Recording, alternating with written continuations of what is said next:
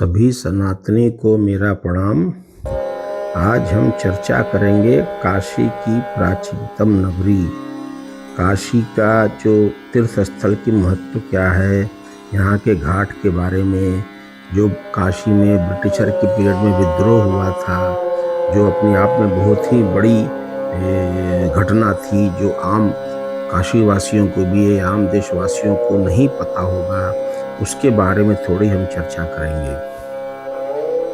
काशी नगरी वर्तमान वाराणसी शहर के स्थित पौराणिक नगरी है। इसे संसार के सबसे पुरानी नगरों में माना जाता है।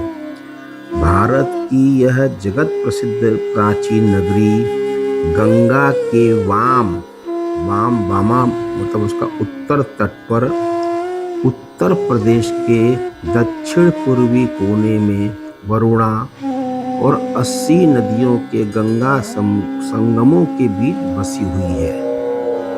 इस स्थान पर गंगा ने प्रायः 4 मील का दक्षिण से उत्तर की ओर घुमाव लिया है और इसी घुमाव के ऊपर यह नगर स्थित है।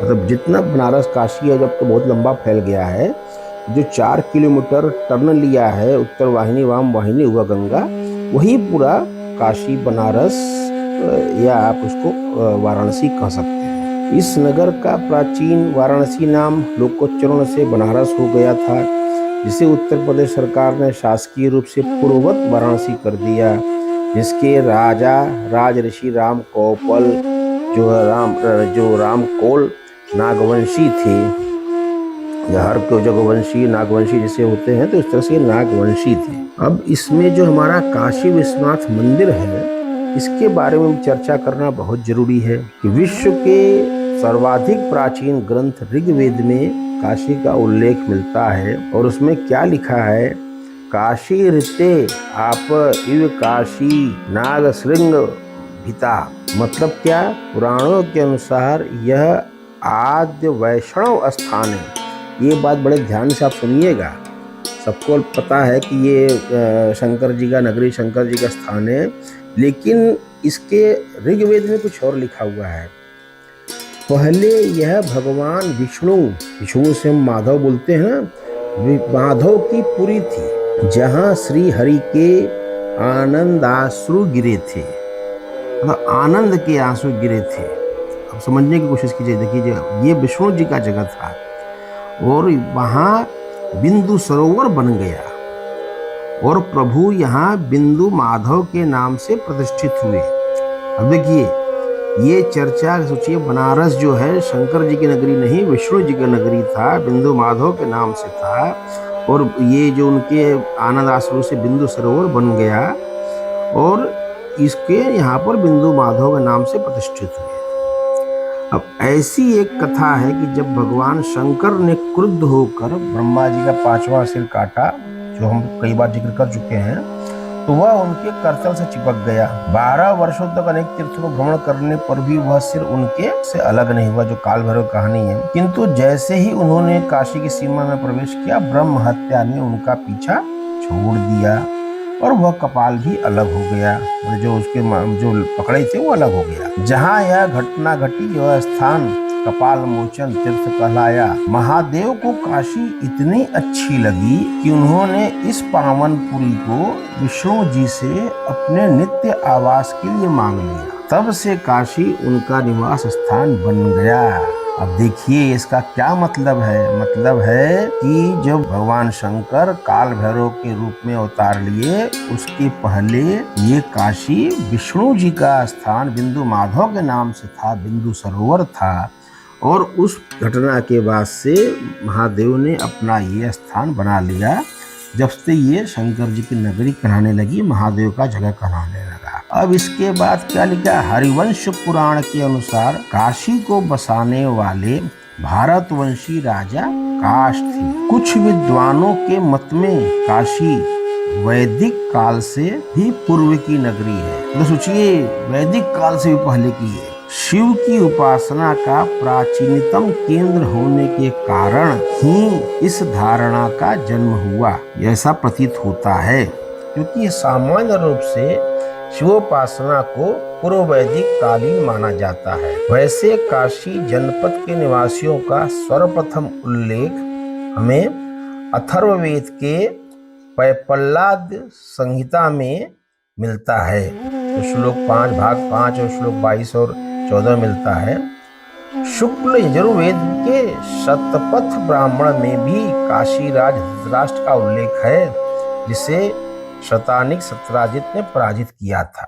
बृहदकार्यकोपनिषद काशीराज अजातशत्रु का भी उल्लेख है। कौशितकी उपनिषद और बौधायन स्रोत सूत्र में काशी और विदेह तथा गोपथ ब्राह्मण में काशी और कौशल जनपदों का साथ साथ वर्णन किया गया है। देखिए यहाँ काशी जनपद और कौशल जनपद दोनों का वर्णन किया है। इस प्रकार काशी, कौशल और विदेह के सामान्य पुरोहित जल जातु कर्ण नाम का सांख्यायन स्रोत सूत्र में प्राप्त है। काशी जनपद की प्राचीनता तथा इसकी स्थिति इन उपयुक्त तथ्यों से स्पष्ट हो जाती है। अब होता क्या है, इतिहास तो एक समय जैसा रहता नहीं है। अब फिर देखिए, शीघ्र ही इतिहास के अनेक उलटफेरों को देखने के बाद इस नगरी को औरंगजेब की धर्मांधता जो है शिकार बनना पड़ा। उसने हिंदू धर्म के अन्य पवित्र स्थानों की भांति काशी के भी प्राचीन मंदिरों को विध्वस्त कर दिया। विश्वनाथ मंदिर को तोड़कर उसके स्थान पर एक बड़ी मस्जिद बनवाई, जो आज भी वर्तमान में विदित है।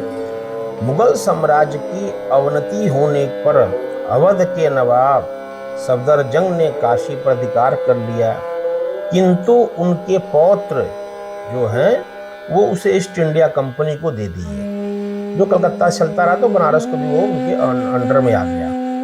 बट इसके साथ भी एक ट्विस्ट रहा। वर्तमान उस समय काशी नरेश के पूर्वज बलवंत सिंह ने मतलब उनका अवध के नवाब से अपना संबंध विच्छेद कर लिया। अब जो पहले उनके साथ था तो अवध से उन्होंने अपना जो था डिसएंगेजमेंट कर लिया। इस प्रकार काशी की रियासत का जन्म हुआ। फिर काशी का अपना रियासत अलग, जैसे ग्वालियर स्टेट काशी सब जो वैसे इनकी रियासत अलग हो गई। चेत सिंह जो है जिन्होंने वारन हेस्टिंग से लोहा लिया था, ये इन्हीं के पुत्र थे। बलवंत सिंह के पुत्र चेत सिंह थे, जो स्वतंत्रता मिलने के पश्चात काशी की रियासत जो है भारत राज्य का भिन्न छक बन गई। अब देखिए इसमें अभी मैं काशी का वो जो बनाऊंगा आपको वो बताऊंगा कि ये विद्रोह का क्या जो चेत सिंह ने जो वारन हेस्टिंग से लिया उसका भी मैं थोड़ा जिक्र करूंगा। काशी में इस समय जो है लगभग 1500 मंदिर हैं, जिनमें से बहुतों की परंपरा इतिहास के विविध कालों से जुड़ी हुई है। इनमें हम जानते हैं काशी विश्वनाथ, संकट मोचन, दुर्गा जी के मंदिर भारत भर में प्रसिद्ध हैं। और जो विश्वनाथ जी का मंदिर है, इसका जो शिखर पर महाराजा रणजीत सिंह ने जो पंजाब के सोने का पत्थर चढ़वाए थे। संकट मोचन की मंदिर की स्थापना गोस्वामी तुलसीदास ने की थी, इसका मैं अपने जिक्र पॉडकास्ट में कर चुका हूँ। दुर्गा जी का मंदिर जो है 17वीं शताब्दी में मराठाओं ने बनवाया था। घाटों के तट पर भी अनेक मंदिर बने हुए हैं। इसमें सबसे प्राचीन गौहड़ वालों का जो बनवाया राजघाट का आदि केशव मंदिर है, बहुत पुराना है। प्रसिद्ध जितने घाट यहाँ पर हैं, दशाश्वमेध घाट, मणिकर्णिका घाट, हरिश्चंद्र और तुलसी घाट की गिनती की जाती है। दशाश्वमेध घाट क्यों फेमस है? दशाश्वमेध घाट पर जो ही जयपुर नरेश जय सिंह द्वितीय का बनवाया हुआ मान मंदिर का वेधशाला है। दशाश्वमेध घाट जो है 3री सदी के भारत नागों के पराक्रम का स्मारक है। कि 3rd सेंचुरी के जो शिव नागों के पराक्रम का स्मारक है। उन्होंने जब जब अपने शत्रुओं को पराजित किया तब तब यहीं अपने यज्ञ का अवभृत स्नान किया। सोचिए, जब जब वो लोगों को हराए यहाँ पर अपना यज्ञ किया, उसका अवभृत स्नान किया। इस प्रकार के 10 विजय यज्ञों से संबंधित काशी का यह घाट दशाश्वमेध नाम से विख्यात हुआ। ये 10 बार वो जीत कर आए, पराजय किया, 10 बार उन्होंने यहाँ पर यज्ञ का किया, उसका अवभृत स्नान किया, इसलिए इसका नाम दशाश्वमेध घाट पड़ा है। इसमें जो यहाँ के युवा कवि गोविंद पटेल ने अभी कविता जो कठौती और करघा में काशी के संदर्भ में कहा है, जो रैदास ने भी कहा है, मन चंगा तो कठौती में गंगा। तो रैदास की कठौती, अब देखिए कितनी बड़ी बात है। रैदास की कटौती और कबीर के करघे के बीच, देखिए, रैदास की कटौती कबीर के करघे के बीच तुलसी का दुख एक सेतु की तरह है, जिस पर से गुजरने पर हमें प्रसाद, यहाँ प्रसाद जयशंकर प्रसाद है, प्रेमचंद्र मुंशी प्रेमचंद और धूमिल आदि के दर्शन होते हैं। कितनी बड़ी बात देखिए, ये जो हमारे गोविंद पटेल बहुत युवा कवि हैं, उन्होंने लिखा है। यह काशी जो है बेगमपुरा या अमर देशवा और रामराज की नाभि है, इसका भी उन्होंने जिक्र किया है। यहाँ के घाटों के बारे में जितनी भी उसकी प्रशंसा की जाए, तारीफ की जाए, कम है। भागीरथी जो गंगा जी है, धनुषाकार तट पर इन घाटों की पंजा दूर तक चली जाती हैं। और जो एक कहावत है कि शामे अवध और सुबह बनारस, मतलब लखनऊ की शाम और सुबह की बनारस, वाराणसी का प्रातःकाल देखने योग्य होता है। यहाँ की छोटी छोटी और साधारण रूप से सकरी गलियाँ, जो कहा गया है राण साण सीढ़ी सन्यासी इनसे बचे तो पहुँचे काशी, उनमें स्वच्छंद विचरने वाली साण अपरिचितों के लिए कुतूहल की जो है वस्तु है। एक और यहाँ के बारे में दिवोदास राजा थे, जिसका मैं चर्चा अपने गणपति बप्पा मोरिया में किया हूँ, उसको मैं यहाँ थोड़ा सा आपको बहुत सूक्ष्म रूप में बताना चाहता हूँ काशी के संदर्भ में, कि महाराजा सुदेव के पुत्र राजा दिवोदास गंगा तट पर वाराणसी नगर बसाया था। ये भी उसका वो कथा लिखा हुआ है। और एक बार भगवान शंकर ने देखा कि पार्वती जी को अपने मायके हिमालय क्षेत्र में रहने में संकोच होता है, तो उन्होंने किसी दूसरे सिद्ध क्षेत्र में रहने का विचार बनाया। तो उन्हें जो है काशी अति प्रिय लगी, वे यहाँ आ गए।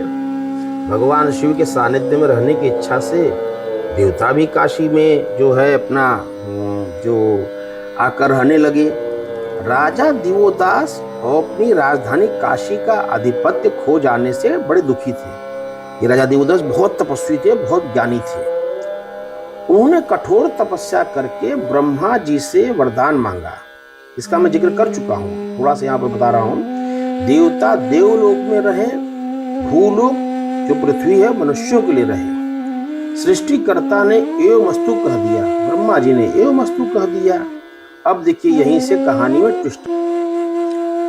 वाल्मीकि रामायण में जो किष्किंधा कांड का भाग 40 और 22 में उसमें लिखा है, सुग्रीव द्वारा वानर सेना को पूर्व दिशा की ओर भेजने के संदर्भ में काशी और कौशल जनपद के निवासियों का एक साथ उल्लेख किया गया है। महाभारत में काशी जनपद के अनेक उल्लेख हैं और काशी राज की कन्याओं के भीष्म द्वारा अपहरण की कथा तो सर्वविदित है, जो हम लोग सुने हैं, टीवी सीरियल में भी देखे इसके बारे में। महाभारत के युद्ध में काशी राज ने जो है पांडवों को साथ दिया था, ये भी कई बार हम लोग को बताया जा चुका है। बौद्ध काल में गौतम बुद्ध के जन्म के पूर्व तथा उनके समय में काशी को बहुत प्रसिद्धि प्राप्त हो चुकी थी। क्यों हो चुकी थी?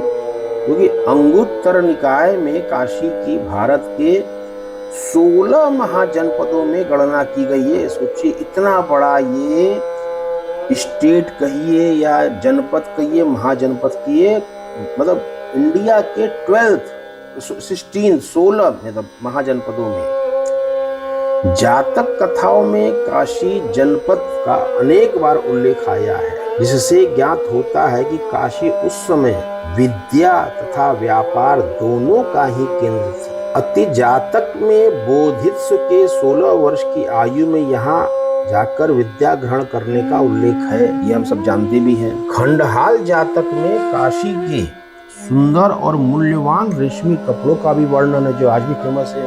बनारसी साड़ी और रेशम का काम यहाँ पर। भीमसेन जातक में यहाँ के उत्तम सुगंधित द्रव्यों का भी उल्लेख है। यहाँ द्रव्यों से मतलब परफ्यूम, सेंट, इन सब चीजों से है। जातक कथाओं से स्पष्ट है कि बुद्ध पूर्व काल में काशी देश पर ब्रह्मदत्त नाम के राजकुल का बहुत दिनों तक राज्य रहा है। इन कहानियों से भी यह प्रकट है कि काशी नगर नाम के अतिरिक्त एक देश या जनपद का भी नाम था। सोचिए, उसका दूसरा नगर नाम वाराणसी था। इस प्रकार काशी जनपद की राजधानी के रूप में वाराणसी का नाम धीरे धीरे प्रसिद्ध हो गया और कालांतर में काशी और वाराणसी ये दोनों अभिधान समानार्थक हो गए। अब इसमें एक बात जो शिवोपासना का है, जो उल्लेख महाभारत में भी है, ततो वाराणसीं गत्वा अचिरयित्वा वशधुजनम, कहा जाता है वाराणसी नाम वरुणा और 80 नदियों पर इस नगरी के स्थित होने से पड़ा है। कीथ के अनुसार वरुणा नदी का उल्लेख भी अथर्ववेद के मंत्र में है और युवजय जातक में वाराणसी के ब्रह्मवर्धन, सुरूरधन, सुदस्यन, पुष्पवती और रस में एवं शंख जातक में मालिनी आदि नाम मिलते हैं। लोसक जातक में वाराणसी के चारों ओर की खाई या परिखा के वर्णन है। क्योंकि यहाँ 3 से 4 किलोमीटर वरुणा और गंगा नदी भूमि उत्तर की ओर, तो वो पूरा चारों तरफ से खाई कहिए या उसको उधर का वर्णन डिस्क्रिप्शन दिया हुआ है। गौतम बुद्ध के समय में काशी राज्य कोसल जनपद के अंतर्गत था। अब देखिए, जब गौतम बुद्ध यहाँ आए तो उस समय काशी राज्य जो है कोसल जनपद के अंतर्गत था। कोसल की राजकुमारी जो है का मगध राज बिंबिसार के साथ विवाह होने के समय काशी को दहेज में दे दिया गया था। बुद्ध ने सर्वप्रथम उपदेश वाराणसी के सारनाथ में दिया, यह हम सबको पता ही है। बिंबिसार के पुत्र अजातशत्रु ने काशी को मगध राज का अभिन्न भाग बना दिया। तो दहेज मिल गया, उसके बाद उन्होंने उसको अभिन्न भाग बना दिया।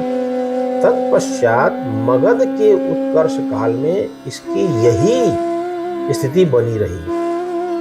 अब देखिए, बौद्ध धर्म की अवनति तथा हिंदू धर्म के पुनर्जागरण काल में काशी का महत्व संस्कृत भाषा और हिंदू संस्कृति के केंद्र रूप में निरंतर बढ़ता ही गया। अब देखिए, कहाँ से यहाँ बौद्ध धर्म धीरे धीरे यहाँ पर इसका प्रचलन कम हो गया काशी क्षेत्र में, और संस्कृत भाषा और हिंदू संस्कृति का बढ़ता चला गया। स्कंद पुराण में तो स्वतंत्र रूप से काशी महात्म्य में काशी खंड का पूरा अध्याय लिखा हो, जो मैं बता चुका हूँ।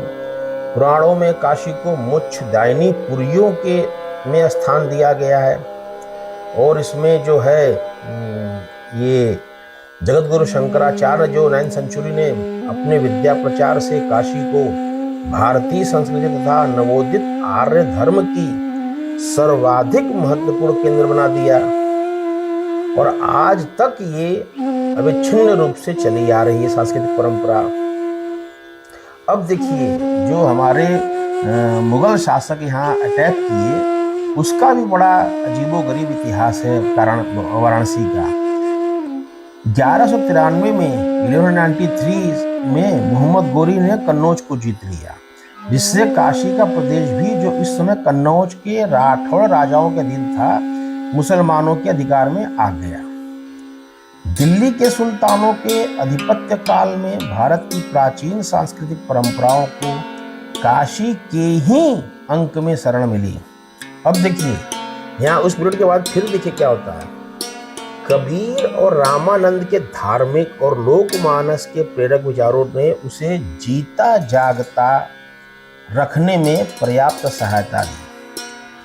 फिर उसके बाद देखिए, मुगल सम्राट में जब अकबर आता है तो उसने हिंदू धर्म की प्राचीन परंपराओं के प्रति जो उदारता अनुराग दिखाया था, उसकी प्रेरणा पाकर भारतीय संस्कृति की धारा, जो बीच के काल के कुछ क्षण में क्षीण हो चली थी, पुनः वेगवती हो गई और उसने तुलसीदास, मधुसूदन सरस्वती, पंडित राज जगन्नाथ जैसे महाकवियों और पंडितों को जन्म दिया और काशी पुनः अपनी प्राचीन गौरव की अधिकारिणी बन गई। अब उन्होंने तो ब्रह्मा जी ने एवं वस्तु कह दिया। इसके बाद क्या हुआ, भगवान शंकर और देवगणों को काशी छोड़ने के लिए विवश होना पड़ा, कि ब्रह्मा जी ने आशीर्वाद दे दिया। अब शंकर जी, शिव जी जो है मंदराचल पर्वत पर चले तो गए, परंतु काशी से उनका मोह कभी कम हुआ ही नहीं, भंग हुआ ही नहीं। महादेव को उनकी प्रिय काशी में पुनः बसाने के उद्देश्य से, जो हम बता चुके हैं, 64 योगिनियों को यहाँ भेजा और सूर्यदेव को भेजा उनका उनका परीक्षा लेने के लिए, ब्रह्मा जी को भेजा, नारायण ने बड़ा प्रयास किया लेकिन देवदास से कोई ले नहीं पाए। फिर अंततोगत्वा गणेश जी के सहयोग से अंततोगत्वा यह अभियान सफल रहा। इसीलिए गणेश जी को काशी का जो है ब्रह्मांड का गेट कीपर कहा गया, जो मैं जिक्र कर चुका हूँ कि काशी में जो 56 विनायक का जो है कथा है बहुत ही प्रसिद्ध है। जो क्षेत्रपाल और भैरव जो है सबसे बाहरी चक्र में है, गणेश जी को इसका ब्रह्म यूनिवर्स कॉस्मोस का गेट कीपर भी कहा गया है, या गेट कंट्रोलर, जो भी नाम दीजिए, गेट कीपर तो नहीं, गेट कंट्रोलर कहा गया है। तो इस तरह से वो सफल हुए काशी दोबारा पाने में। फिर उसके बाद क्या हुआ, ज्ञानोपदेश पाकर राजा जो दिवोदास है वो भी विरक्त हो गए। उन्होंने स्वयं एक शिवलिंग की स्थापना करके उसकी अर्चना के बाद वे दिव्य विमान में बैठकर शिवलोक चले गए और महादेव काशी वापस आ गए। अब ये काशी का इतना महात्मा है कि सबसे बड़े पुराण स्कंद पुराण में काशी खंड के नाम से पूरा जो मैं कई बार जिक्र कर चुका हूँ, उसमें 12 प्रसिद्ध नाम जिक्र किया काशी के बारे में। काशी, वाराणसी, अभिमुक्त क्षेत्र, आनंद कानन, महाशमशान, रुद्रावास, काशिका, तपस्थली, मुक्ति भूमि, शिवपुरी, त्रिपुरारी राजनगरी और विश्वनाथ नगरी, ये सब चीजें काशी खंड में पूरा जिक्र है इसका, ये 12 नामों का। और जो ये इसके काशी स्कंद पुराण में जो लिखा हुआ भी है काशी, इसमें वाराणसी के बारे में, कि जो भूतल पर होने पर भी पृथ्वी से संबद्ध नहीं है। मैं पहले भी जिक्र कर चुका हूँ, Kashi is made of alluvial soil, और जो बाढ़ से बालू की मिट्टी से और उससे बना हुआ है, अपना मड से जो है उसका जो बाढ़ में आता है पानी और बालुई मिट्टी से, जो जगत की सीमाओं से बदी होने पर भी सभी का बंधन काटने वाली, देखिए इसीलिए कहा गया मोक्षदायिनी है, जो महात्रिलोक पावनी गंगा के तट पर सुशोभित और देवताओं से सुशोभित है।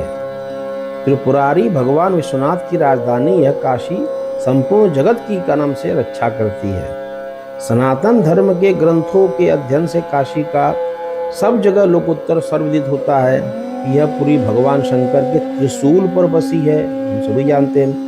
प्रलय होने पर भी इसका नाश नहीं होता है। और ये जो है वरुणा और अस्सी नदी के बीच जो 5 कोस में बसी होने के कारण इसे वाराणसी कहते हैं। काशी नाम का अर्थ भी यही है कि जहाँ ब्रह्म प्रकाशित हो। भगवान शिव काशी कभी नहीं छोड़ते, वो तारण मंत्र ही देते हैं, इसका भी जिक्र हम पहले बता चुके हैं। काशी पर कहीं भी मृत्यु के समय भगवान विश्वेश्वर जो है प्राणियों के दाहिने कान में तारक मंत्र का उपदेश देते हैं। जो इसमें जो तारक मंत्र जो होता है, राम राम बोलते हैं तारक मंत्र, उसको साक्षात महादेव ही देते हैं, इसीलिए उसको मोक्ष मिल जाता है। अनेक प्रकांडों ने काशी को मरणानुमति के सिद्धांत का समर्थन करते हुए भी बहुत कुछ लिखा है। रामकृष्ण मिशन के स्वामी जो शारदानंद जी ने अपने बुक में लिखा हुआ है कि रामकृष्ण परमहंस देव का जो यहाँ पर दृष्टांत बाबा विश्वनाथ द्वारा काशी में जो मृतक का बारे में उन्होंने अपने पुस्तक में जिक्र किया है। और इसमें सबसे बड़ी जो है सहस्त्रों वर्ष तक रुद्र पिशाच बनकर कुकर्मों का पराजित करने के उपरांत ही उसे मुक्ति मिलती है। देखिए ये उन्होंने क्या लिखा था कि यहाँ ये भी बात ध्यान रखें, जो काशी में जो पाप करने वालों को मरणोपरांत मुक्ति मिलने से पहले अति भयंकर भैरवी यातना भी भोगनी पड़ती है। ये बात यहाँ के लोगों को नहीं पता है। जो यहाँ काशीवासी हैं सोचते कितनों पाप करो हमें तो मोक्ष मिल जाएगा। तो कृपा करके मेरे इस सेंटेंस को सुनिए जो मैं बताने जा रहा हूँ कि पाप करने वालों को काशी में जो है मरणोपरांत मुक्ति मिलने से पहले अति भयंकर भैरवी यातना भी भोगनी पड़ती है। सहस्त्रों वर्षों तक, सोचिए कितने वर्षों तक रुद्र पिशाच बनकर कुकर्मों का प्रायश्चित करने के उपरांत ही इसे मुक्ति मिलती है। समझ लीजिए बस। किंतु काशी में प्राण त्यागने वालों को पुनर्जन्म नहीं होता, ये जन्म मरण चक्कर से मुक्त हो जाते हैं, नो फर्दर रीबर्थ। इसमें जो है बाकी तो यहाँ का सारा साल का जो फंक्शन होता है वो सब तो हम आपको सब पता ही है, और उसके बारे में यहाँ बहुत ज़्यादा जिक्र करना, जैसे होली है, दिवाली है, शिव महाशिवरात्रि है, शंकर जी की बारात है, सब कुछ यहाँ पर बहुत चीज़ें सब पूरा यहाँ का अपने आप में धीरे धीरे डे बाई डे बहुत फेमस होता चला जा रहा है। और जैसे सूर्यदेव एक जगह स्थित होने पर भी सबको दिखाई देते हैं, वैसे संपूर्ण काशी में सर्वत्र बाबा विश्वनाथ का ही दर्शन होता है। मैं पहले भी जिक्र कर चुका हूँ कि विश्वनाथ मंदिर में ही केवल नहीं, जो अभिमुक्तेश्वर क्षेत्र है वहाँ की हर मिट्टी हर जगह विश्वेश्वर है, विश्वनाथ है। यही चीज को कई बार कई पुस्तकों में सब तीर्थों में इसमें जिक्र किया हुआ है। और जो काशी का जो विश्वेश्वर ज्योतिर्लिंग में तथा कोई भेद नहीं है, बाबा विश्वनाथ का ही स्वरूप है। और काशी को विश्वनाथ जी के रूप मानने में कोई संशय नहीं होना चाहिए किसी को भी। भक्ति भाव से नित्य जप करें, शिव काशी काशी काशी शिव शिव, जैसे जिसको जो अच्छा लगे उसका जाप करे, उसमें कोई ये नहीं है पूरा। और यहाँ पर जो अधिक मास मलमास होता है उसे पंचकोशी परिक्रमा का बहुत बड़ा महत्व है, जो शास्त्रों में भी लिखा हुआ है। और उसमें बहुत सी चीज़ों का जो शुरुआत मणिकर्णिका जो है मणिकर्णिका घाट से प्रारंभ होती है, तो वहाँ पर यात्रीगण मणिकर्णिका कुंड का एवं गंगा जी में स्नान करते हैं। इसके बाद मणिकर्णिका कुंड में स्नान करने के बाद परिक्रमा संकल्प लेने के लिए ज्ञानवापी जाते हैं। और यहाँ पर जो है उसको संकल्प दिलाते, जो वहाँ पंडित लोग होते हैं, जो संकल्प लेने के बाद वो यात्री जो है श्रृंगार गौरी बाबा विश्वनाथ अन्नपूर्णा जी का दर्शन करके पुनः मणिकर्णिका घाट लौट आते हैं। और वहाँ से वो सबसे पहले मणिकर्णिकेश्वर महादेव एवं सिद्धिविनायक का दर्शन पूजन करके तब पंचकोशी यात्रा का प्रारंभ करते हैं। गंगा किनारे के यहाँ चलकर 80 घाट जाते हैं। यहाँ से वे नगर में प्रवेश करते हैं।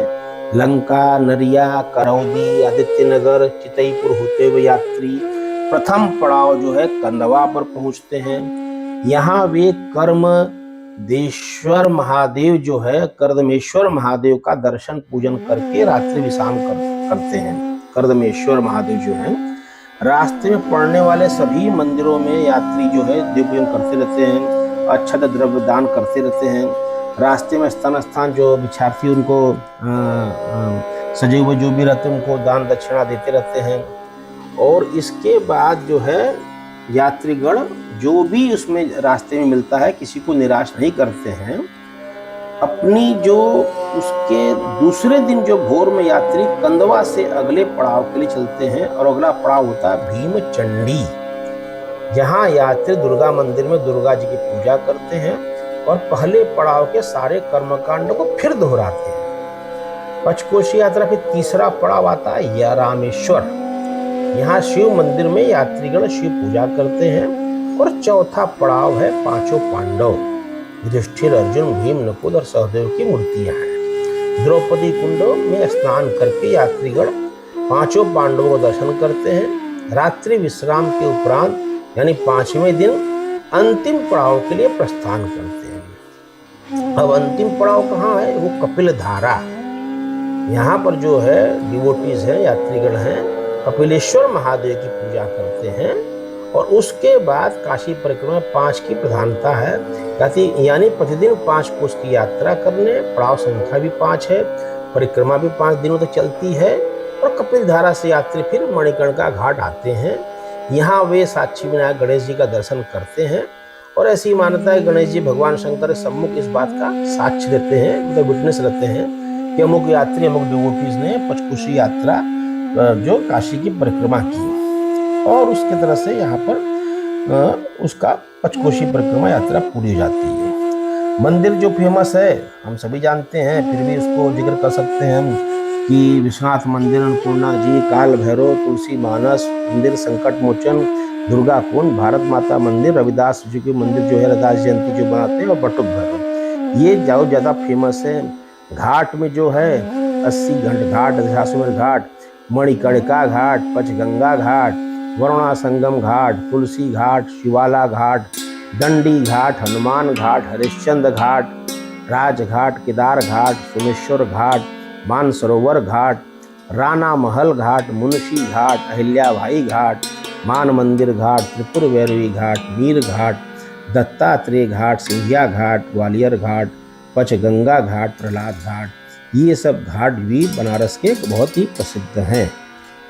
एक सबसे बड़ी बात जो मैं बताना चाहता हूँ आज के परिप्रेक्ष्य में, जो नए बनारसी लोग, उनको शायद ये पता नहीं कि बनारस विद्रोह जो अंग्रेजों की लड़ाई के समय हुआ था, ये जानना बहुत जरूरी है हम काशी वासियों के लिए। यह बात है 16 अगस्त 1781 मीन्स 16 अगस्त 1781 का दिन था।